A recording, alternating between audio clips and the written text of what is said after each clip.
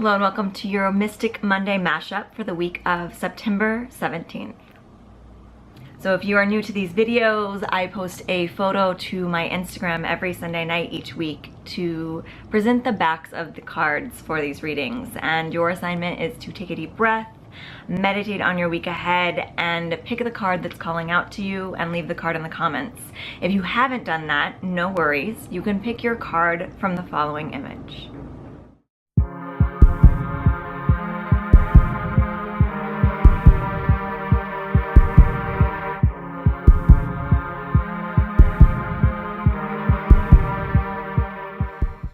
Now that you've got your card selected in your mind, maybe stated out loud just to affirm that this is the card that you want to know the answer for. We are doing our readings from my new favorite deck that just arrived this week. It's the Moonchild Tarot.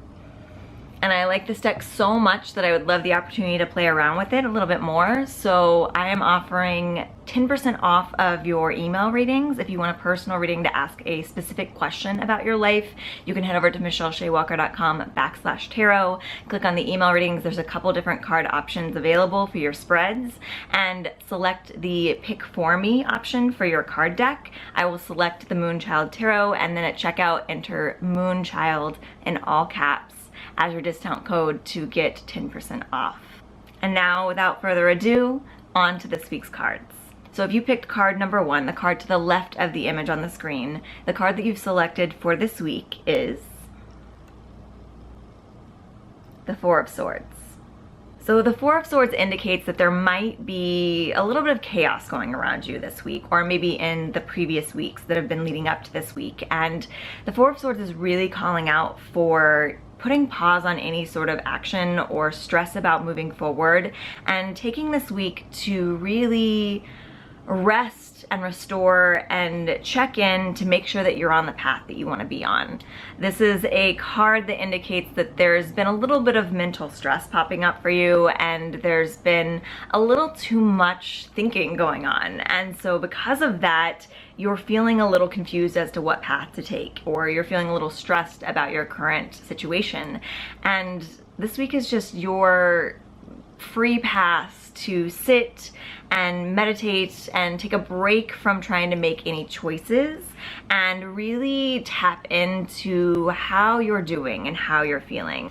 So it's really about taking a vacation from your thoughts and from your worries, and recognizing that by taking that vacation, you will actually give yourself deeper clarity, so that when you return to these same issues, they'll seem so much easier to solve now that you've tuned out those excessive thoughts and the opinions of the outside world. So it's a really great week to start a meditation practice if you don't already. I recommend at least 10 minutes in the morning, maybe 10 minutes in the morning, 10 minutes at night. It's really great to help you sleep, but definitely anytime you can squeeze it in, even 5 minutes of just deep breathing and trying to disconnect, unplug, and let go of the need to think is going to actually help you think in a clearer fashion.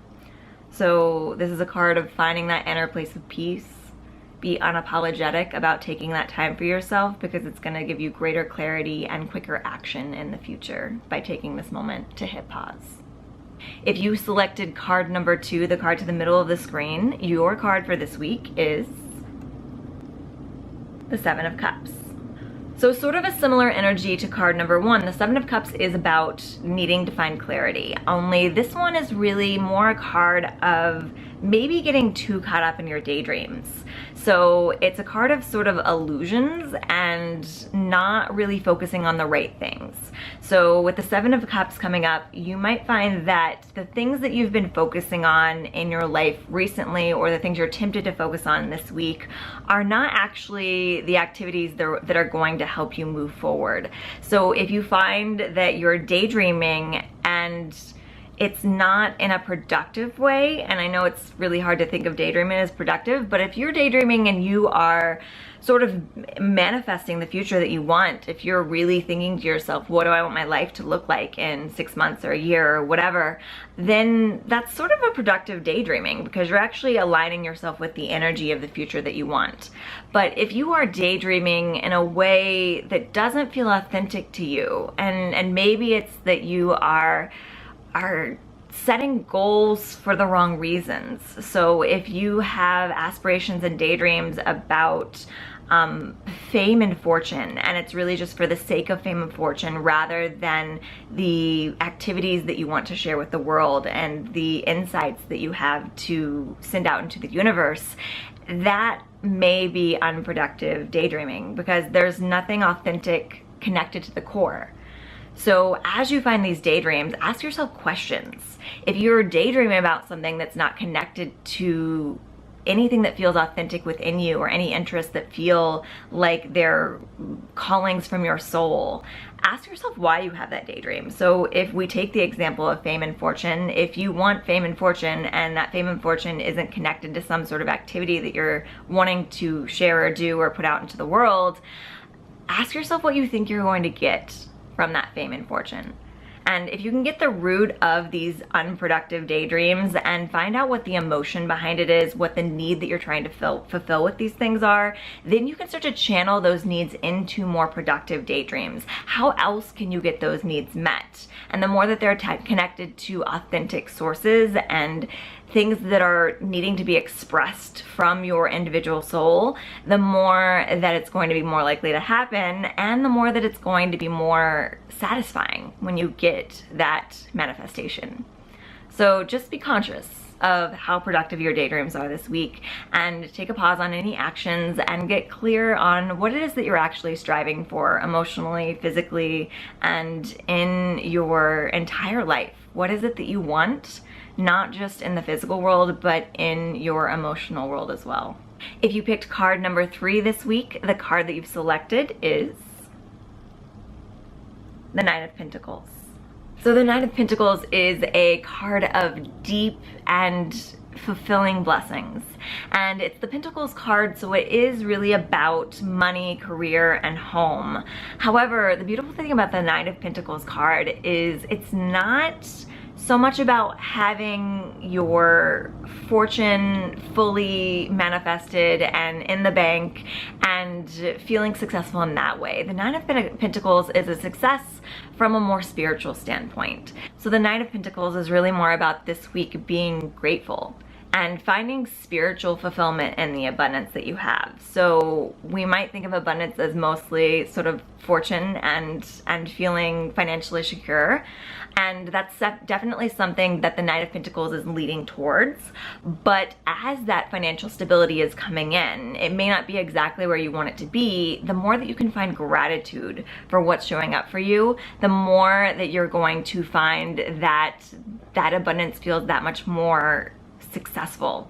So as this financial abundance starts to flow in, because there is a certain amount of flow of money and success and adoration coming your way this week, it's about finding gratitude from a sense of spiritual perspective rather than looking for what might be missing in the physical world.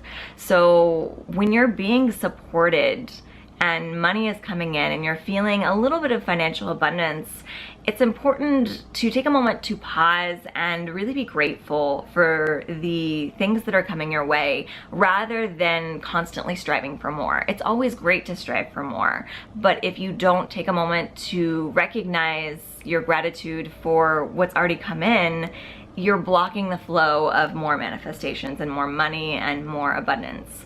So the Nine of Pentacles is really more about the abundance from within rather than from without. So as that external abundance starts to flow in, pause and thank it for coming to stay with you for however long it plans to be there. So if your money had feelings, how would you think that it would want to be treated so that you can have it invite all of its friends to come stay with you? That's what this week is about. Be grateful for the abundance, the monetary success, the emotional support, and the recognition that's coming your way. And the more that you find that gratitude, the more that you will become a magnet for more of those experiences. So like in previous weeks, I would like to go back to ending this reading by tapping into the Akashic records and finding a message for anyone out there who's listening, regardless of what card you picked. So if you'll bear with me, I'm going to open the records with a little ceremony, and I will then tap in and see what sort of energy and message we have to get through the coming week. I open the records in love. I open the records in light. I open the records for the greatest good of all.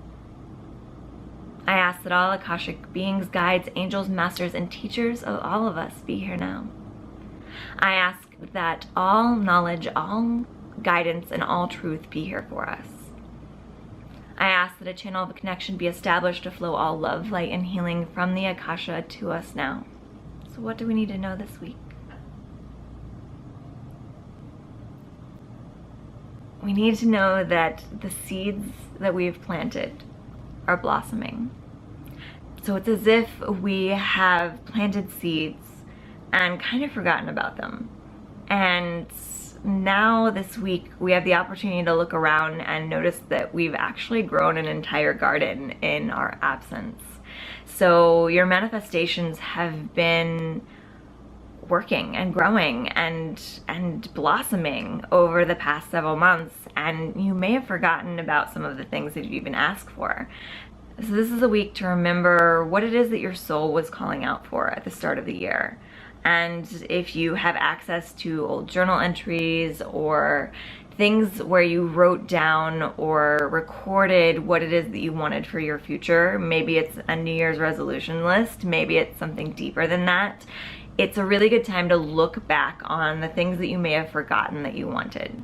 And then look around and realize how powerful you are, that you've grown this entire garden without even thinking about watering your plants.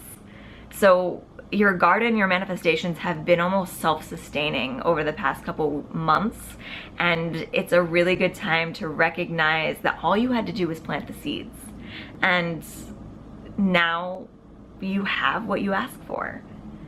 And that's how easy it should always be. So as you appreciate the plants, the blossoms, the flowers that have bloomed, plant a couple more seeds.